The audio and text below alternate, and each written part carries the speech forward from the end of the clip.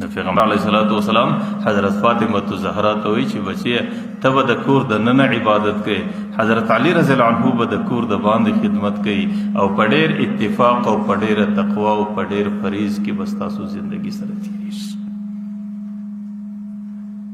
او د کور د ننه عبادت پیغمبر علیه الصلاۃ والسلام د هغې دپاره د کور د ننه خدمت عبادت ګرځولی دی. زه ډېر ځله پر دې خبره باندې لږ وضاحت او تفصیل کوم چې زموږ په دین کې زنانو ته د ډېره اساني ده. زموږ د دین خبرې ډېرې اسانه دي د زنانو سره. زنانه چونکې ډېر ضعیف مخلوق دی، الله تعالی د ضعیفه مخلوق سره ډېره اساني کوي. د پیغمبر علیه الصلاۃ والسلام حدیث مبارک دی چې کله په کور کې یوه بچی زنانه پیدا سي، نجلۍ پیدا سي، نو الله تعالی پر دې کور باندې د رحمت دروازه را خلاصه کړي. او چې کله په یو کور کې منعاله جاریتین چې الله تعالی دوی لوڼې چاته وله ورکړې، هغې د دې لوڼو په ښه شکل باندې پالنه وکړه او په ډېر عزت باندې د خاوند تر کوره پورې ورسولې. پیغمبر علیه السلام وایي انا وهو فی الجنة هکذا، زه دی به په جنت کې داسې یو ځای سره اوسېږو.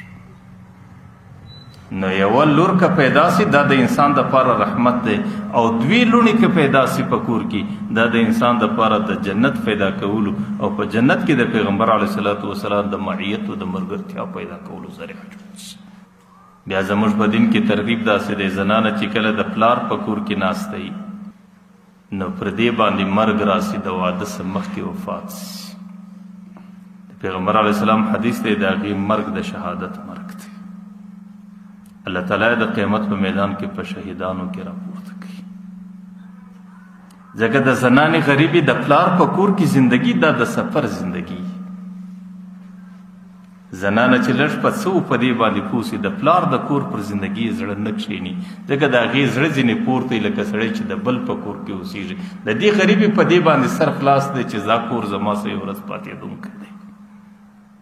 د زنانې حقیقي کور، حقیقي ژوند دا هلته پیدا کېږي، هلته حقیقي زندګۍ ته رسېږي چې زنانه خپل خاوند ته ورسېږي، د خپل خاوند کور ته ورسېږي.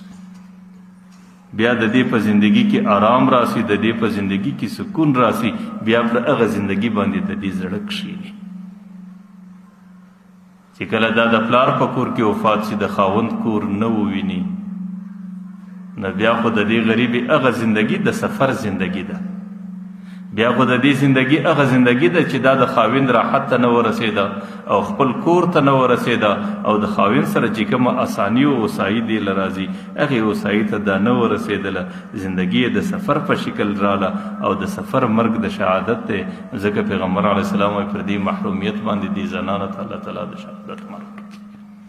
بیا چې د قیامت په میدان کې دا راپورته کېږي نو بیا به دا د شهیدانو په صفو کې راپورته کېږي.